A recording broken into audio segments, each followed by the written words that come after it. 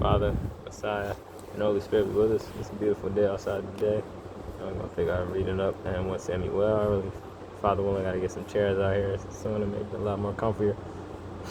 The Philistines assembled their forces for battle. They massed at Sukkot of Yehuda and encamped at Ephes Damim between Sukkot and Azekah. Saul and the men of Israel massed and encamped in the valley of Elah. They drew up their line of battle against the Philistines with the Philistines stationed on one hill and Israel stationed on the opposite hill. The ravine was between them. A champion, the man of the space between a champion of the Philistines forces stepped forward. His name was Goliath of Gath, and he was 6 cubits and a span tall. He had a bronze helmet on his head and wore a breastplate of scale armor, a bronze breastplate weighing 5,000 shekels. He had bronze greaves on his legs and a bronze javelin slung from his shoulders. The shaft of his spear was like a weaver's bar, and the iron head of his spear weighed 600 shekels. And the shield bearer marched in front of him. He stopped and called out the ranks of Israel, and he said to them, "Why should you come out to engage in battle?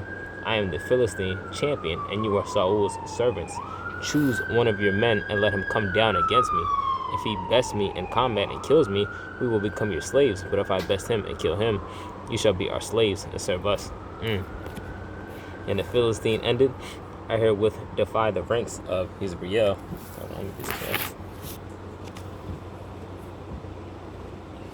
Said, "Give me a man and let's fight it out." Wow. When Saul and all Israel heard these words of the Philistine, they were dismayed and terror-stricken. David was the son of a certain Ephrathite of Bethlehem in Yehuda, whose name was Jesse. He had 8 sons, and in the days of Saul, the man was already old, advanced in years. The 3 oldest sons of Jesse had left and gone out with Saul to the war. The names of his 3 sons who had gone to the war were Eliab, the firstborn, the next Abinadab, and the third Shammah, and David was the young. I pray that y'all can hear me over that filth that they try to call music nowadays, and they try to blast it so that everybody can listen to that. But, I used to listen to that filthy type of stuff.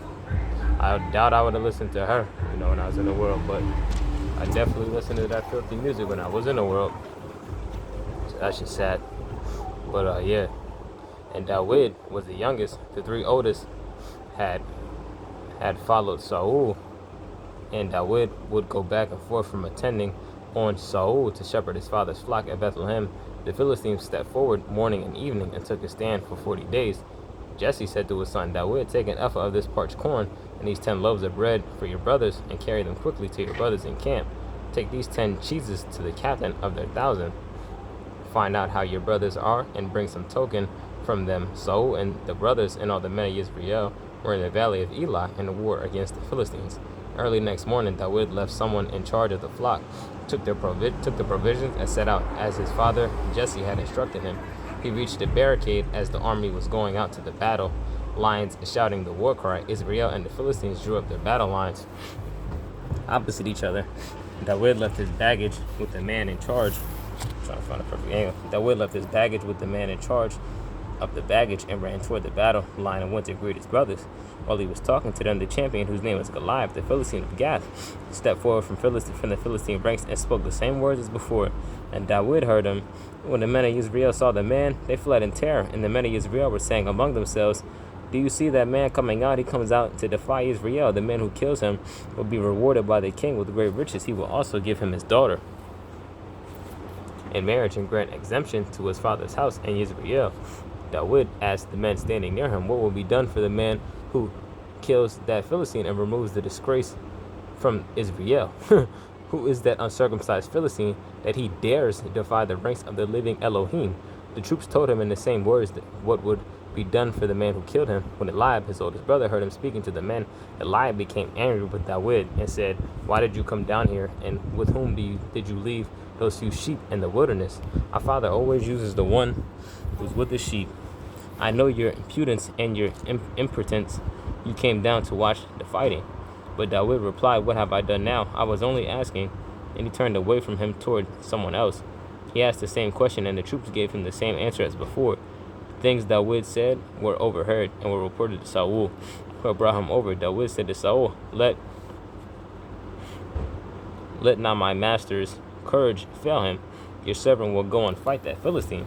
But Saul said to David, you cannot go to that Philistine and fight him. You are only a boy, and he has been a warrior from his youth. David replied to Saul, your servant has been tending his father's sheep, and if a lion or a bear came and carried off an animal from the flock, I would go after it and fight it and rescue it from its mouth. And you see, even when the Messiah, this is how I know the Messiah was the root of David, because he spoke something similar when he said, you would be the type to, and I had a dream about this as well, what I spoke about, but he said, you'd be the type basically where somebody would take one of the sheep and you wouldn't go after it. You feel me? You would just let the wolves do what they do. Nah, our Father, Messiah, and Holy Spirit want the ones like this, who he said, they'll go after the flock. I will go after it and fight it and rescue it from its mouth. And if it attacked me, I would seize it by the beard and strike it down and kill it. We're all friends. Your servant has killed both lion and bear, and that uncircumcised Philistine should end up like one of them, for he has defiled the ranks of the living Elohim. Our Father in heaven, David went on, who saved me from lion and bear will also save me from that Philistine. Then go. Saul said to David, and may our Father in heaven be with you. Saul clothed David in his own garment. He placed a bronze helmet on his head and fastened a breastplate on him. David girded his sword over his garment. Then he tried to walk, but he was not used to it. And David said to Saul, I cannot walk in these, for I am not used to them. So David took them off. He took his stick, picked a few smooth stones from the wadi, put them in the pocket of his shepherd's bag, and sling in hand, he went toward the Philistine. The Philistine, meanwhile, was coming closer to David, preceded by his shield bearer. When the Philistine caught sight of David, he scorned him, for he was but a boy, ruddy and handsome. And the Philistine called out to David, Am I a dog that you come against me with sticks? The Philistine cursed David with his mighty ones, and the Philistine said to David, Come here, and I will give you your flesh to the birds of the sky and the beasts of the field. David replied to the Philistine, You come against me with a sword with sword and spear and javelin, but I come against you in the name of our Father in heaven, of hosts, the Elohim of the ranks of Israel, whom you have defied. This very day our Father in heaven will deliver you into my hands. I will kill you and cut off your head, and I will give the carcass of the Philistine camp to the birds of the sky and the beasts of the earth. All the earth shall know that there is Elohim in Israel, and this whole assembly shall know that our Father in heaven can give victory without sword or spear, for the battle is our Father in heaven's, and he will deliver you into our hands. When the Philistine began to advance toward him again, David quickly ran up to the battle line to face the Philistine. David put his hand into the bag, he took out a stone and slung it. It struck the Philistine in the forehead. The stone sank into his forehead, and he fell face down on the ground. Thus David bested the Philistine with sling and stone. He struck him down and killed him. David had no sword. So David ran up and stood over the Philistine, grasped his sword, and pulled it from his sheath. And with it he dispatched him and cut off his head. When the Philistines saw that the warrior was dead, they ran.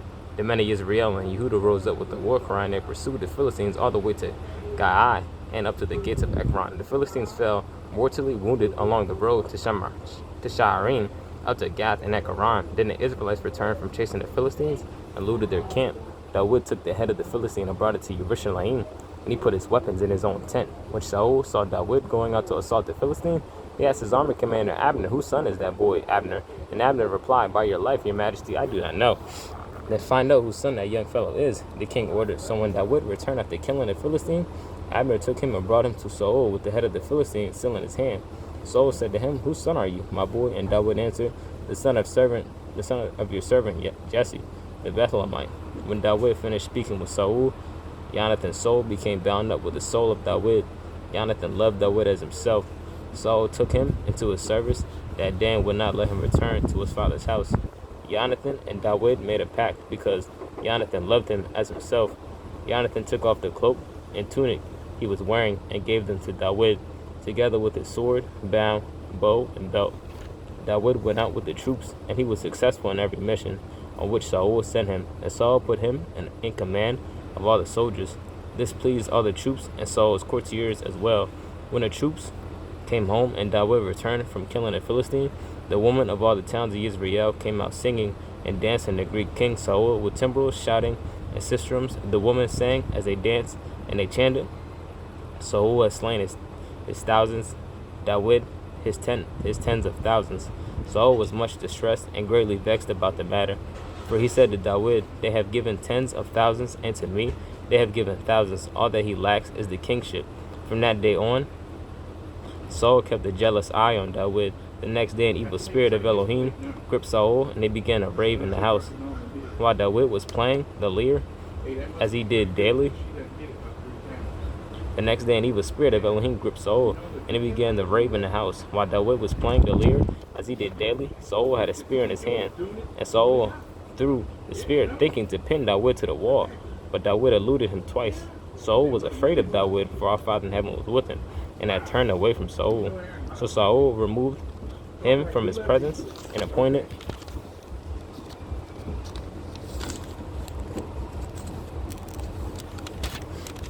him chief of 1,000 to march at the head of the troops. David was successful in all his undertakings, for our Father in heaven was with him. And when Saul saw that he was successful, he dreaded him. All Israel and Yehuda loved David, for he marched at their head. Saul said to David, "Here is my older daughter, Merab. I will give her to you in marriage. In return, you be my warrior and fight the battles of our Father in heaven." Saul thought, "Let not my hand strike him, let the hand of the Philistines strike him." David replied to Saul, "Who am I, and what is my life, my father's family in Israel, that I should become your majesty's son-in-law?" But at the time that Merab, daughter of Saul, should have been given to David, she was given in marriage to Adriel, the Mahalathite. Now Michal, daughter of Saul, had fallen in love with David, and when this was reported to Saul, he was pleased. Saul thought, "I will give her to him, and she can serve as a snare for him, so that the Philistines may kill him." So Saul said to David, "You can become my son-in-law even now through the second one." And Saul instructed his courtiers to say to David privately, the king is fond of you and all his courtiers like you, so why not become the king's son-in-law?" When the king's courtiers repeated these words to David, David replied, "Do you think that becoming the son-in-law of a king is a small matter, when I am but a poor man of no conscience?" Saul's courtiers reported to him. This is what David answered, and Saul said, "Say this to David, the king desires no other bride price than the foreskins of 100 Philistines, as vengeance on the king's enemies." Saul indeed intended to bring about David's death at the hands of the Philistines. When his courtiers told this to David, David was pleased with the idea of becoming the king's son-in-law. Before the time had expired, David went out with his men and killed 200 Philistines. David brought their foreskins, and they were counted out for the king, that he might become the king's son-in-law. Saul then gave him his daughter, Michal, in marriage. When Saul realized that our Father in heaven was with David, and that Michal, daughter of Saul, loved him, Saul grew still more afraid of David, and Saul was David's enemy ever after. The Philistine chiefs marched out to battle, and every time they marched out, David was more successful than all the other officers of Saul. His reputation soared. Wow. Saul urged his son Jonathan and all his courtiers to kill David, but Saul's son Jonathan was very fond of David, and Jonathan told David, "My father Saul is bent on killing you. Be on your guard tomorrow morning, get to a secret place and remain in hiding.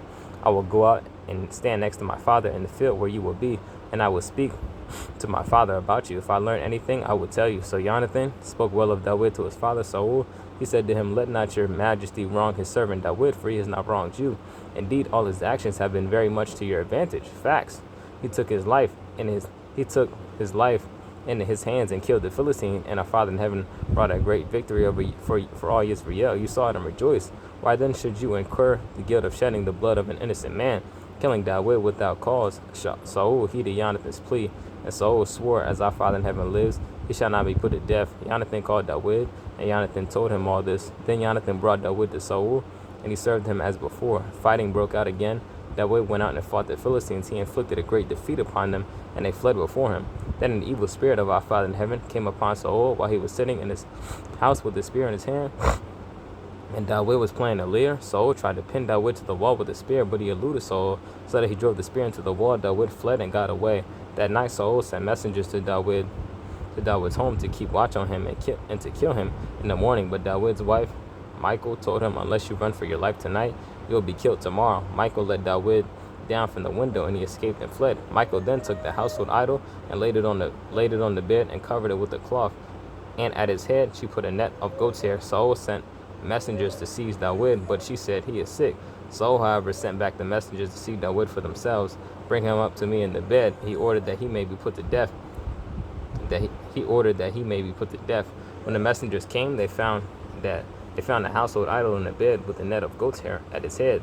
Saul said to Michal, "Why did you play that trick on me and let my enemy get away safely?" Because Michal answered Saul, he said to me, "Help me get away or I'll kill you."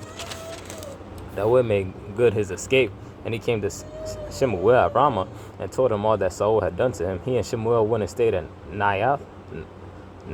Saul was told that David was at Naioth and Ramah, and Saul sent messengers to seize David. They saw a band of prophets speaking in excess and prophecy, while with Shemuel standing by as their leader. And the spirit of Elohim came upon Saul's messengers, and they too began to speak in prophecy. When Saul was told about this, he sent other messengers, but they spoke in prophecy. Saul sent a third group of messengers, and they also spoke in prophecy. So he himself went to Ramah. When he came to the great cistern at Seku, he asked, where are Shemuel and David? And he was told that they were at Naioth and Ramah. At Ramah, he was on his way there to Naioth and Ramah when the spirit of Elohim came upon him too, and he walked on speaking in prophecy until he reached Naioth and Ramah. Then he too stripped off his clothes, and he too spoke in prophecy before Shemuel, and he lay naked all that day and all night. That is why people say it's all too among the prophets. May our Father Messiah was be with us. Good read, beautiful day. I pray that you all are well, and I pray that you may have a wonderful, beautiful, and blessed day. May our Father Messiah Holy Spirit be with us. Peace and love. Shalom, shalom.